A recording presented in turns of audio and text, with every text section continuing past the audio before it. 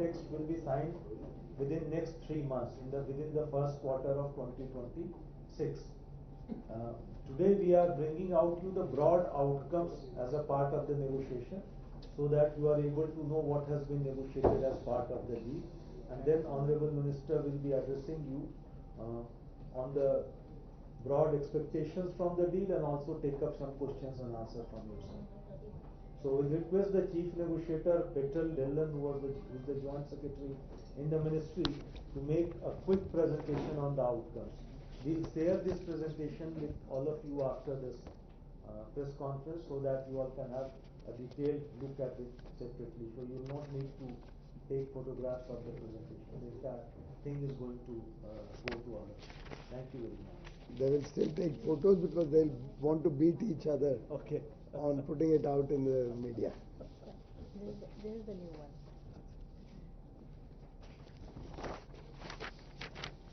Good afternoon, warm welcome to everyone. I'll start.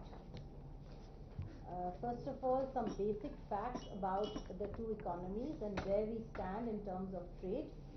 New Zealand, in terms of the overall imports from the world, has a 47 billion import, and they export around 42 billion to the whole world.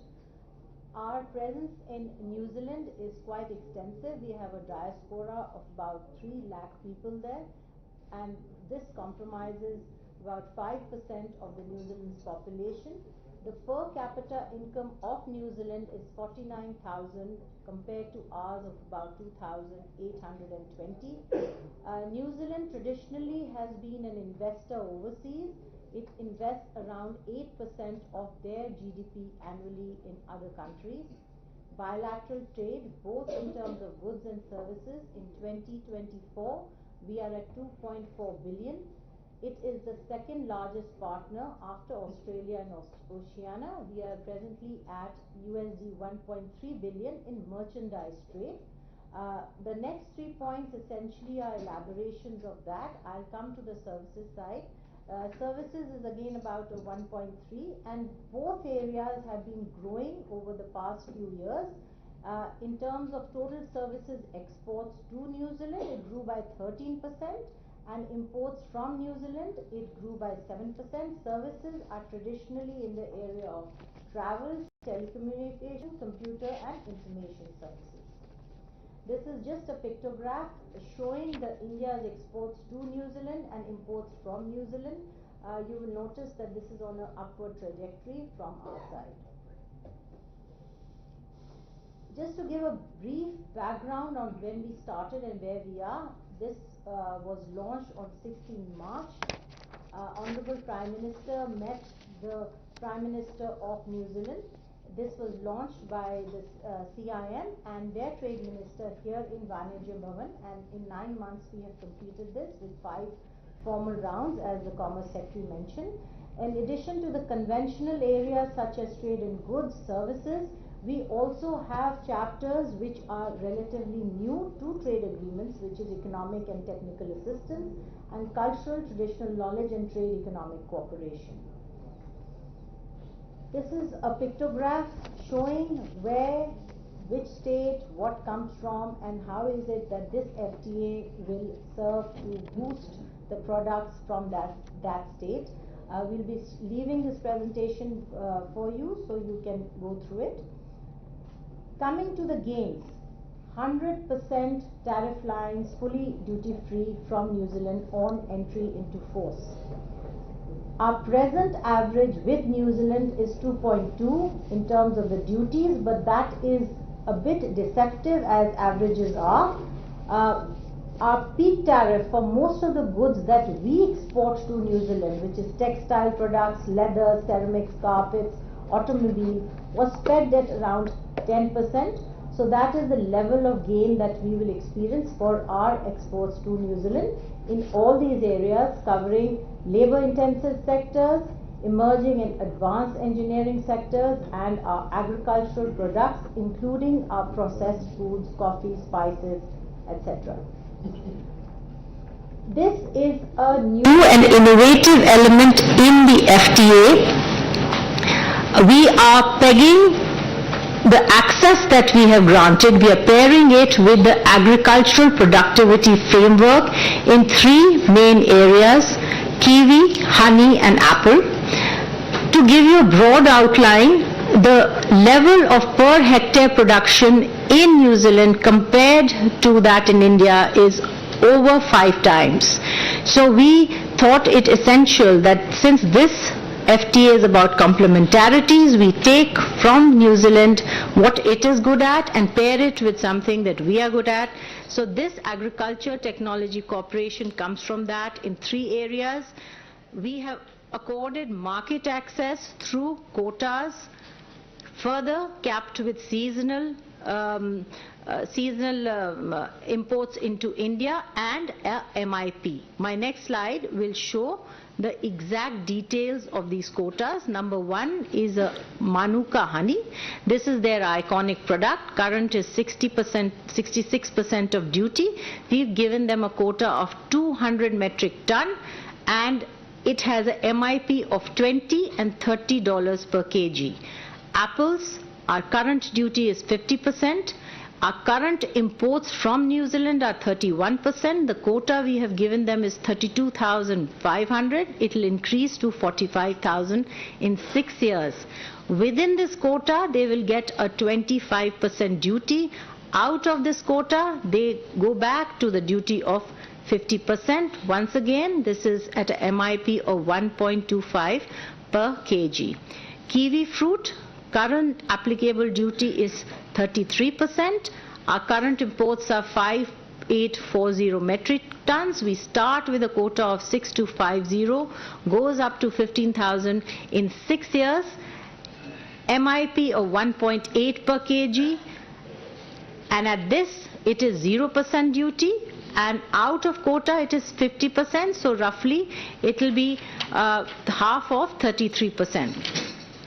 All these 3 areas, New Zealand is giving us extensive agri-tech cooperation covering plant management, planting, the orchard management, supply chains, packing, etc.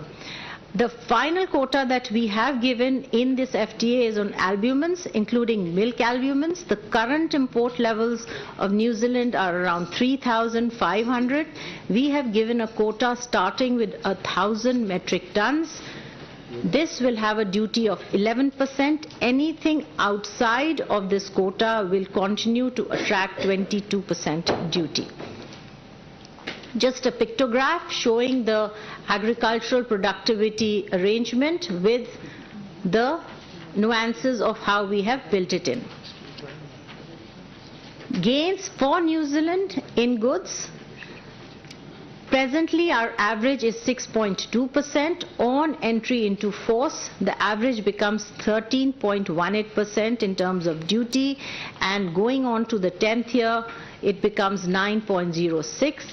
India has offered market access in 70% of the tariff lines, covering approximately 95% of the current bilateral trade value, and approximately 30% of the tariff lines in India are in exclusion.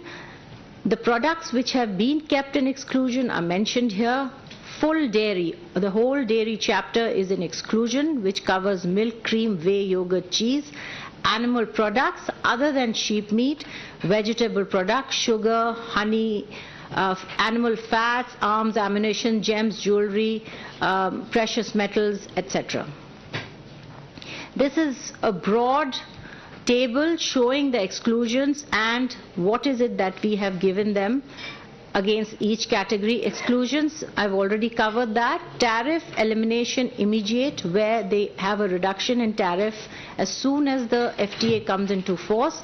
These are typically for wood products, for wool, for sheep, meat, leather, raw hides. This was a huge demand of our leather industry here in India. Phased, what is phased over a period of time, which is petroleum oil, vegetable oil, etc.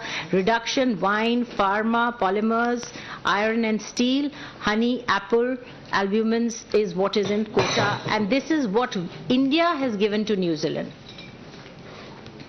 Services and mobility, key gains This is a big takeaway from the FTA. 118 sectors have been given from the New Zealand side. This is EU plus because they have also given us audiovisual services. There is a special annex on health and traditional medicine services. In terms of mobility, a huge win for the students. There is no cap on the number of students going there. We have locked in at least 20 hours per week in terms of work rights for Indian students. So even if there's a local legislation which brings it down to 15, it still stays 20. Presently, I'll put it on the table. In November, they put in 25, but that is only there for a limited period of time. Post-study work visas goes up to 4 years in the case of a doctorate degree. Temporary employment entry, there is a quota of 5,000 visas. This again is something New Zealand has never given any other country. A comparator is China, which got around 2,000 visas. Work holiday visas is for 1,000 young Indians annually for a period of 12 months. India, from our side, has given 106 services and an MFN treatment in 45. Gains in other chapters for India. Number one, investment. New Zealand has committed to increase investment to 20 billion into India over 15 years and this is EFTA style, this comes with a rebalancing mechanism in case it doesn't get fulfilled. One thing I'd like to point out here, because for a comparison, from 2000 to 2025, New Zealand has invested roughly 90 million into India. So this is a substantive figure. We have got annexes on pharmaceutical and medical devices, which provides us expedited pathways, because now they recognize that if we have certifications from EU, UK, US, Canada, any of the regulators, then they will cut down the process for clearing our medicines, our medical devices. Presently, it takes 3 to 4 years there.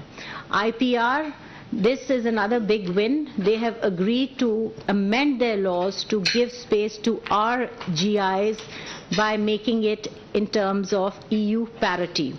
Organic primary products, we have entered into an interim MRA, and a more detailed one will be worked out. They will recognize whatever Australia has, with which we've got a full MRA. Economic and technical assistance across all areas which the two countries can help each other, including audiovisual industries. We know that the film industry is big into shooting there, tourism, sports, etc. Custom and trade facilitation, one of the things we do learn through FTAs is how to improve our systems. This is a part of that. So in this, the Indian customs, and as well as that side, has committed that 48 hours and 24 hours is what they will take to clear express shipment and perishable goods. MSMEs, a huge win, a cooperation from the New Zealand side on building linkages, incubators, and plugging in trade-related information.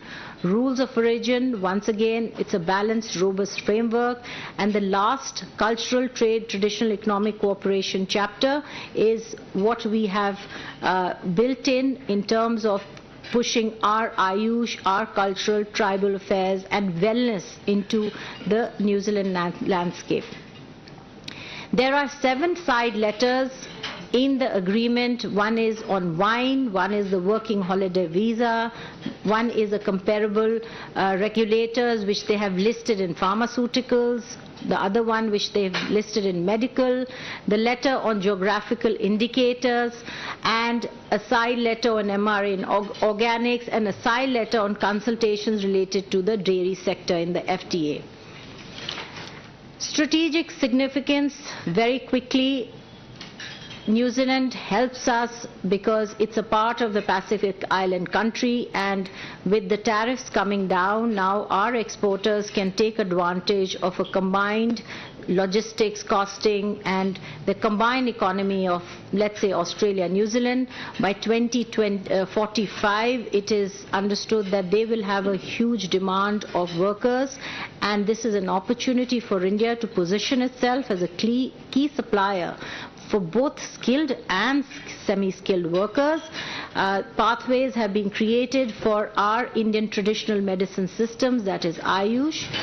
New Zealand, as a developed country, is part of many networks and organizations around the world, and our FTA with them helps us leverage that.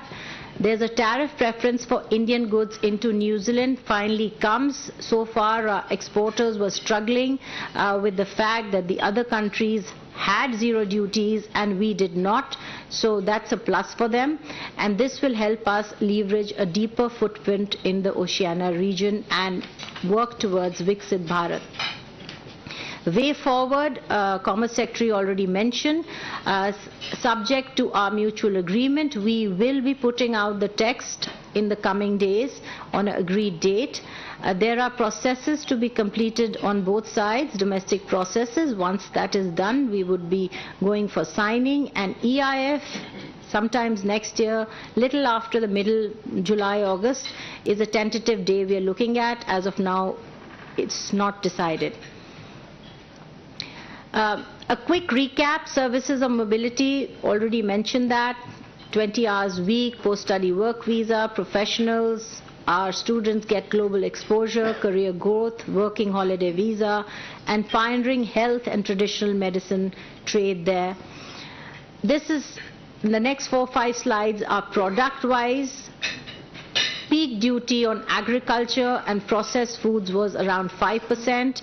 Now with the FTA coming in, it comes down to 0. It helps us access the New Zealand market in all these products: cereals, processed foods, fruits and vegetables.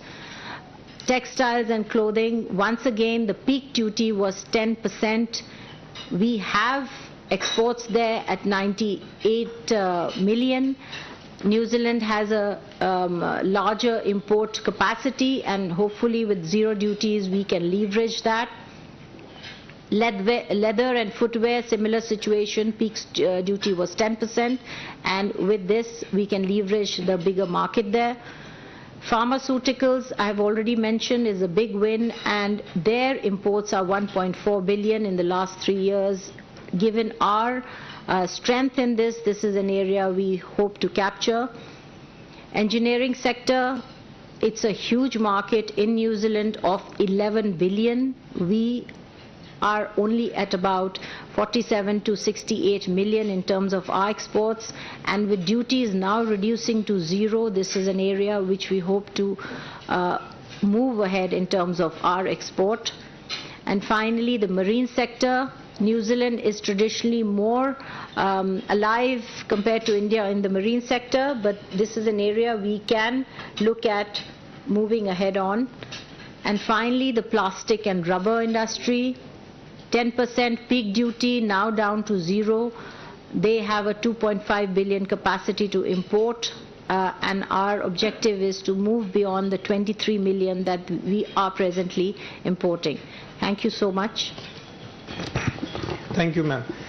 Now I request Minister Sir to guide us as to how to look at this landmark agreement that we have reached. Thank you, and a big congratulations to all of you and the nation under Prime Minister Narendra Modi's leadership. This is the 7th free trade agreement. All of them with developed economies with significantly larger per capita incomes than India, demonstrating that we are expanding trade relations rapidly with countries who complement the Indian economy rather than compete with India. I was just seeing Honorable Prime Minister Narendra Modi's tweet, and below the tweet in the comments there's a very nice comment with which I would like to begin. And the person says, big move, fast execution, wasn't talk, it was intent. The FTA turns New Zealand ties from friendly to formidable, especially for trade, innovation and youth-driven growth. One of the first few responses to Prime Minister Modi's tweet that I just read and found interesting, hence I share it with you.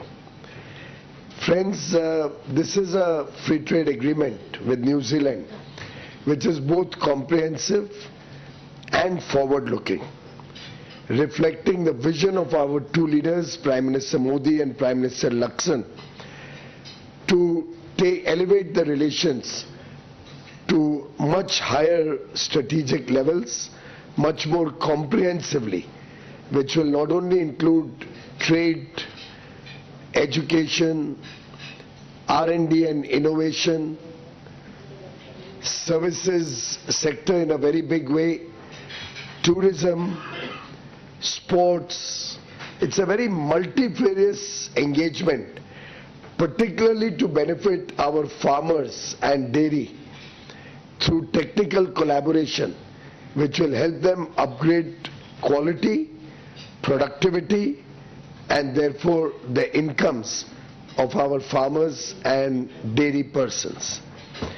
Friends, it's a historic and landmark FTA because it's not only concluded in a record time of 9 months. With a developed economy, we are all aware it usually takes much longer. But more importantly, it has 2 or 3 very interesting elements. One, it is our first FTA which is led by a completely almost non-men team. It's a women-led FTA. The chief negotiator was our senior colleague, Joint Secretary Petal. All the track leads were largely women, and I must compliment our women of substance taking a lead in finalizing this agreement. Thank you very much. It's also our third FTA with a Five Eyes nation: Australia, UK, and now New Zealand. We are soon going to launch discussions for the terms of reference with Canada also. And we are already at an advanced stage in our discussions with the USA. This reflects the growing strategic importance of India in world geopolitics. One must also recognize that this nation, with a smaller population, smaller GDP, has high growth potential. Our current trade being a small proportion of their overall trade in goods and services, the upside that is available for us is very huge, both in goods and in services. And having gained access in a large number of service areas, including audiovisual, and 100% access in goods, we see tremendous potential for doubling this trade in the next 5 years, possibly greater than doubling this trade. And our complementary strengths between New Zealand and India, whether in agri-tech, whether in food processing, whether in clean energy and renewable energy, whether through mining, whether through our talent and skills of our young professionals, opportunities for dual degrees and setting up campuses of prestigious universities in India, while also encouraging Indian students to go to New Zealand and gain high quality education, and promoting MSME manufacturing in India. This FTA provides opportunities for all sections of our export community, opens up new doors for new exporters with new products wishing to diversify their export basket, and at the same time helps every region of the country, north, south, east, west, northeast, in different areas. It has some very interesting new elements of technical collaboration, in fruit cultivation, in honey production, and other areas, including dairy, where they will bring latest modern technology to India to help our farmers, our dairy persons increase their incomes. It will certainly be a great boost for labor-intensive sectors like textiles, apparel, home decor, footwear, rubber and leather, while also encouraging export of automobiles, auto components, machinery, electronic goods, electricals, pharmaceuticals and chemicals. This shows you the wide range of products that will benefit, particularly areas where either there were high duties or some areas where there were barriers to trade, which we have both agreed to simplify and smoothen for faster access to their market. In terms of mobility, you are well aware, students who go to New Zealand to study will now be eligible for a 2-year work visa if they take a degree course, 3-year work visa if they take a bachelor's degree with honors, a 3-year work visa if they graduate in STEM disciplines, science, technology, engineering and mathematics, and a 4-year work visa when they do postgraduate studies in New Zealand. It's also interesting that almost 5,000 of our professionals who are yoga instructors, chefs, Ayush professionals, IT or educational teachers, nurses, caregivers will get professional visas for serving the New Zealand economy. We have also been able to open up 118 sectors which will also give us an opportunity to participate in tourism, IT, telecom, audiovisual, etc. We are very happy to report back to the nation that for pharmaceutical products, there will be a fast-track mechanism for approval of Indian pharmaceutical products, which will open up the doors to the New Zealand market and help us capture a larger share of their current imports of pharmaceuticals and medicines, drugs. They have also agreed to mutually accept good manufacturing practices which are approved in India by US, UK, EU or Canada, so that products or companies approved by these countries will get faster access in the New Zealand market. We have also been successful in negotiating collaboration in traditional medicine, the Ayush stream of wellness and medication, and this will open up good opportunities for healthcare, preventive healthcare, wellness and traditional medicines, which is India's area of strength. Friends, our farmers stand to gain hugely both through market access in New Zealand and through technology collaborations. Similarly, for our fishermen, our dairy persons, and giving a very small conditional TRQ, very small volume of concessional duty exports on a few products, we have been able to open up large vistas of market access and technology collaboration and benefit from New Zealand. In fact, we visited some of their farms where kiwis are produced. Many of them are run by our own hard-working farmers from Punjab and Uttarakhand. And I was amazed to see the quality and productivity. And they have assured to come down to India and help India gain similar productivity and technology benefits for our kiwi producers, for our apple producers, for our honey manufacturers and other agricultural products, including dairy.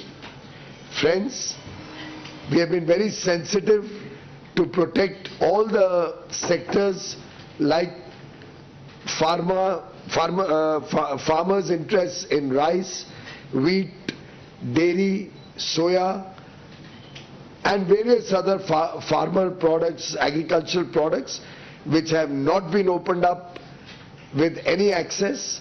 We have also been very conscious of ensuring that our MSMEs and our startups, innovators get big opportunities in New Zealand. It's a win-win agreement, and I can assure the people of India that under Prime Minister Narendra Modi's very, very focused approach and guidance towards making India a greater player on the world stage, making India's industry, farming sector, agriculture sector and services sector an international player of relevance. We are negotiating free trade agreements and comprehensive partnerships strategically with countries who have significant incomes, with countries who offer large market opportunities, and undoubtedly these agreements will play a very important role in the Amrit Kal as we all work collectively as a nation of 1.4 billion people, as 140 crore Indians work towards our goal of Viksit Bharat 2047. Thank you. Thank you, sir. We'll take questions now. Please raise your hand, introduce yourself, and then ask one question per person to begin with. We begin with Sumita. You raise your hand first. On the New Zealand.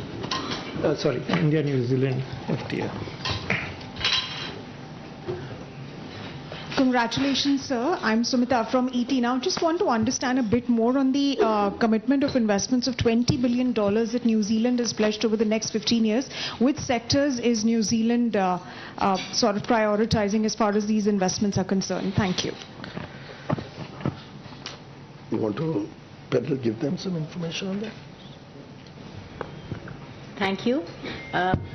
They are investing 20 billion over 15 years. Broadly, it is going to be in the area of manufacture, infrastructure, but we have left it open to them to decide which areas they would like to pursue as the time evolves.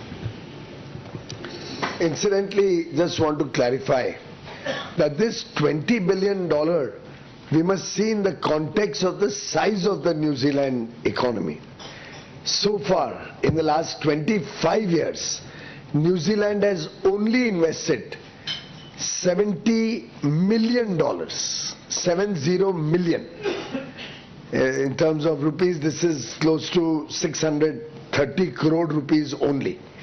So they are committing to invest now 1,80,000 crores.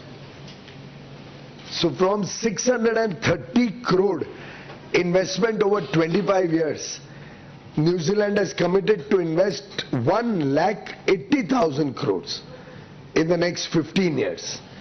When you see this in context, you recognize what a big gain it is for India. This will open up, as I said, collaboration in several sectors, particularly benefiting our farmers, our dairy and our MSMEs.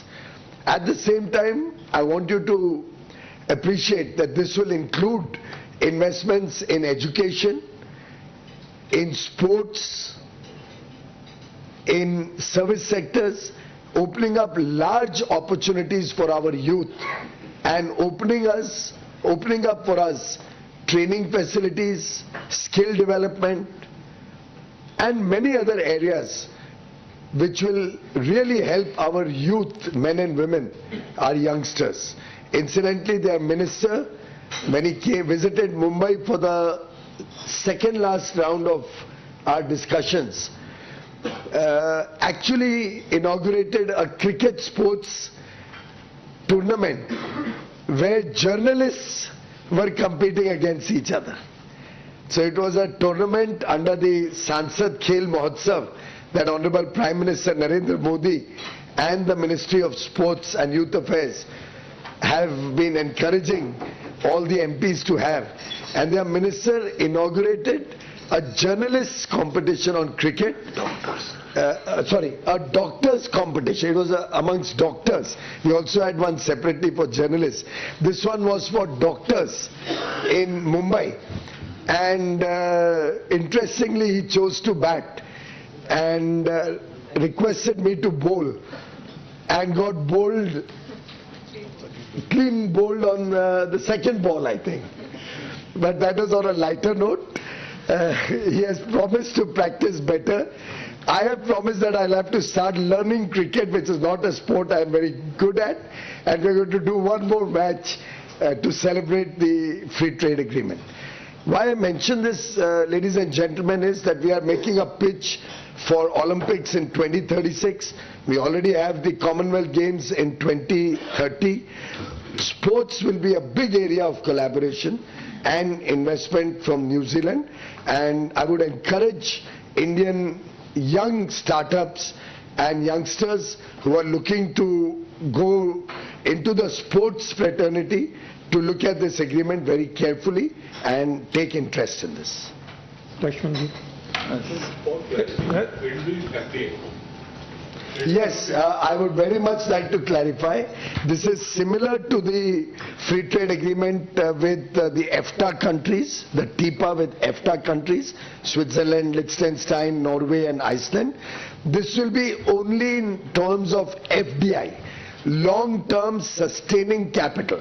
It does not include FPI or FII money into stock market investments, which can come and go. This is FDI investment, sustainable long-term investment, and with a clawback clause similar to EFTA nations, that if they do not invest, there will be a clawback of benefits. Sir मैं लक्ष्मण से NBC आवाज से ये free trade agreement होने के बाद New Zealand से के साथ हमारा bilateral trade certain time frame में 5 साल या 10 साल में कितना बढ़ जाएगा अभी के मुकाबले? 5 साल में आज के दिन जो निर्धारित किया है, हमने सोचा है कि आज के ट्रेड को हम डबल करें, गुड्स और सर्विसेज दोनों में, यानी $5 बिलियन तक लेके जाएं बायलैटरल ट्रेड को, द्विपक्षीय व्यापार को।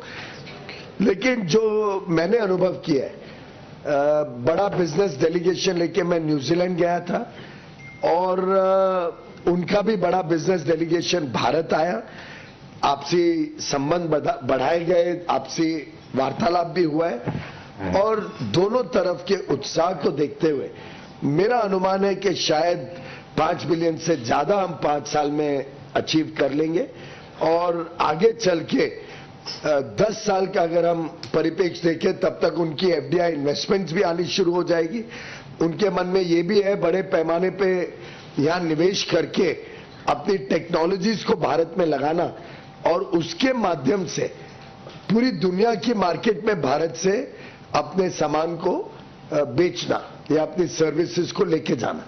तो न्यूजीलैंड के द्विपक्षीय व्यापार में तो बढ़त आएगी आएगी, लेकिन इसके कारण बाकी देशों में भी हमारा निर्यात बड़े पैमाने पे बढ़ेगा। Amity. Hi sir, Amity from Hindu Business Line. Sir, like in all the other FTAs, we have managed to protect our dairy sector in the New Zealand one as well. I just wanted to understand the significance of the side letters, sir, since there is one on discussions on dairy. Well, it's just that if we ever give dairy concessions, and you're all aware we have not opened up dairy in a single FTA for anybody. They were concerned that if we open up dairy for some other comparable economy, where the per capita GDP is similar, the size of the economy is similar, the dairy production level is similar to New Zealand, then at least they should have an opportunity to discuss with us whether we can extend similar benefits to them. A, India is never going to open up dairy, so that concern really doesn't matter. B, it's only a consultation, no commitment. Incidentally, we have also done an agreement to promote greater investments, that they should bring their raw materials or ingredients to India, process them and create high quality dairy products in India, and 100% of that will be re-exported from India. What I just mentioned about investment flow. That way, this will help us not only increase exports to New Zealand, but their investments will help us to increase exports and become a dairy exporter to other parts of the world. And that will be through a fast-track mechanism, because we would like to fast-track investments coming in for the purpose of re-export. Shruti. So I just wanted clarity on the mobility thing. The 5,000 visas, these are temporary visas over and above what we get as a mode 4 right now? Yes. This is additional. That's right. The Mode 4 visas that we get is for provision of services under the 118 sectors that we have opened up. These are sectors which are traditionally not there in the opening up of 118 sectors. Like if a lot of Indian restaurants all over the world, including in New Zealand, particularly in their tourism places. And we are all aware how much Indian food is becoming the preferred food of choice worldwide. So our chefs will get very good opportunity to go there and take Indian delicacies to New Zealanders.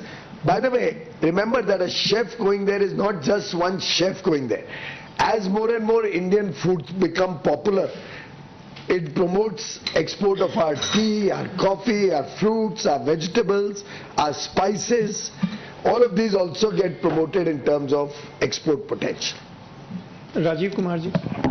Sir Rajiv हूँ दैनिक जागरण से। Sir मेरा सवाल है, आज हमने New Zealand के साथ conclude किया, इससे पहले जस्ट ओमान के साथ किया, उससे पहले यूके के साथ किया, और ये सारे जो हमारे एफटीए हैं या सीपा है वो अगले साल इंप्लीमेंट हो जाएंगे। तो आप नेक्स्ट फाइनेंशियल ईयर में इंडियन निर्यात को किस लेवल पे देखते हैं?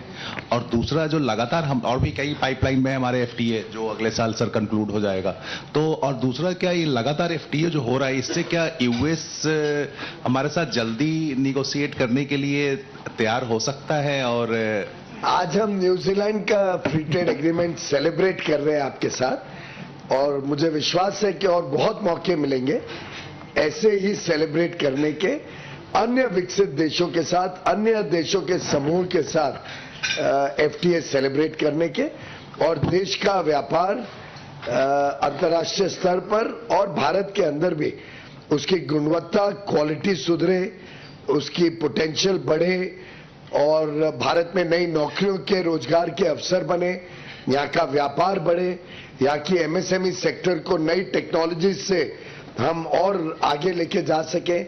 इस सब के लिए ढेर सारी अपॉर्चुनिटीज ऑलरेडी आई हैं, आगे चल के और आएंगी, और माननीय प्रधानमंत्री नरेंद्र मोदी जी का रिफॉर्म एक्सप्रेस निरंतर बड़ी तेजी से आगे बढ़ता रहेगा, देश को नई ऊंचाइयों पे लेके जाएगा, और 140 करोड़ भारतवासियों के संकल्प को, विकसित भारत 2047 तक बनाने के संकल्प को 100% अचीव करेगा, उसमें सक्सेसफुल होगा।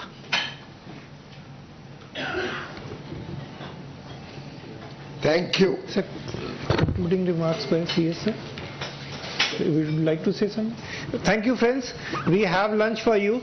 Do join us for lunch after this, and then you can file your stories. Thank you.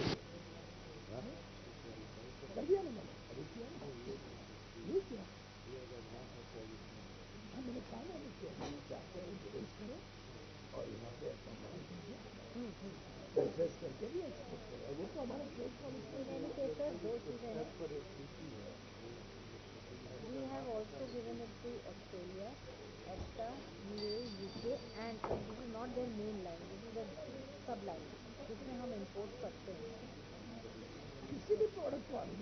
We have Chapter 19 and 35. This is used for our inputs. हाँ।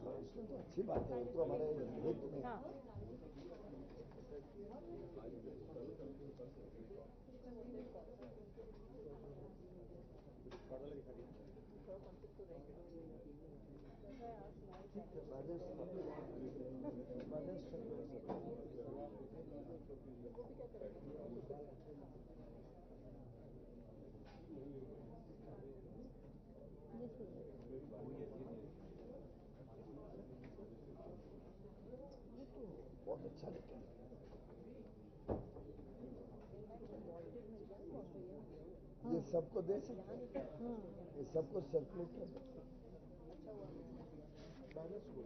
बहुत अच्छा बोला।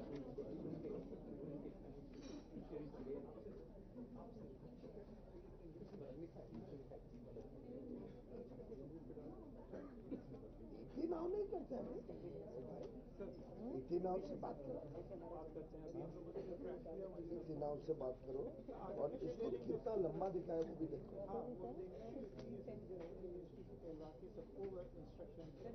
और भी इसमें थोड़ा टाइट